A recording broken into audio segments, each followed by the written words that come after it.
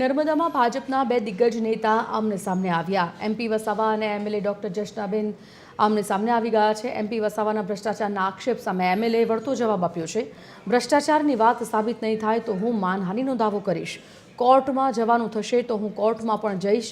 Doctor દર્શનાબેને આ દાવો કર્યો છે. એમપી મનસુખ વસાવાએ એમએલએ પર ભ્રષ્ટાચારના આક્ષેપ લગાવ્યા. ત્યારે મનસુખ વસાવા મને ધારાસભ્ય તરીકે સ્વીકારતા જ નથી.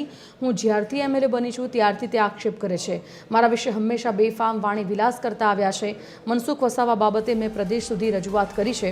હવે જો કાયમ બોલશે તો મારે જવાબ આપવા પડશે. વારંવાર મારા પરિવારને બદનામ કરવાનું કામ કરે છે. અમે સંસ્કારી છીએ. હવે કંઈ પણ બોલશે તો તેનો જવાબ આપીશું.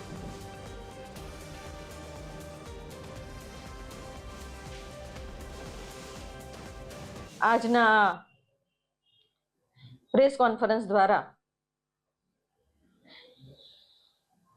માન્ય સાંસદ શ્રીએ જે અમારી પર આરોપો લગાવ્યા છે એ આરોપોનું એ ખંડન કરે, એની સાબિતી આપે, અને જો એ સાબિતી ન આપી શકે તો આવનારા દિવસોમાં એમની સામે હું માનહાનિનો દાવો પણ કરીશ કે જો તમે એ પુરવાર નથી કરતા તો તમને કોઈ અધિકાર નથી, તમને કોઈ બોલવાનો એવો અધિકાર નથી કે હું ભ્રષ્ટાચારી છું.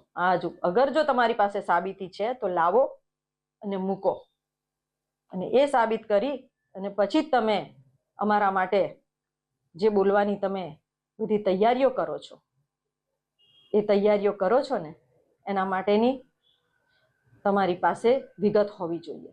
મેં તપાસ કર્યું છે કે આ જે સરકારી જમીનો જે છે આ 1-2 વર્ષને કરોડો રૂપિયા આ લોકોએ બનાવી લીધા છે.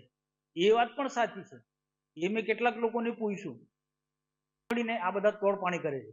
એટલે મેં હિંમત કરી છે, મેં આમાં હિંમત કરી. મારો ભાજપના પણ છે, આમ આદમી પાર્ટીના બધા ની એક મિલીભગત છે. ને હું સ્પષ્ટ કહું કે જે નથી બોલતા આ કૌભાંડ થાય છે એ લોકો બધા મળેલા છે.